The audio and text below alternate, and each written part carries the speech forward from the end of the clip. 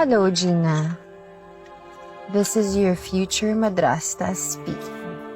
Betsy, walang hiya ka. Huwag mong itutuloy ang kasal. Sorry ka na lang, pero wala ka nang magagawa para pigilan to. Pag tinuloy mo yan, tandaan mo, hindi kita mapapatawad kahit kailan. Eh di wag. Itigil na natin yung pagpapanggap, Gina. Alam ko namang Ayaw mo matuloy ang kasal. Kaya gumawa ako ng paraan para hindi mo magawa yun. ngayon, sino sa atin ang mas magaling? Sinasabi ko na nga ba, hindi ka pa rin nagbabago.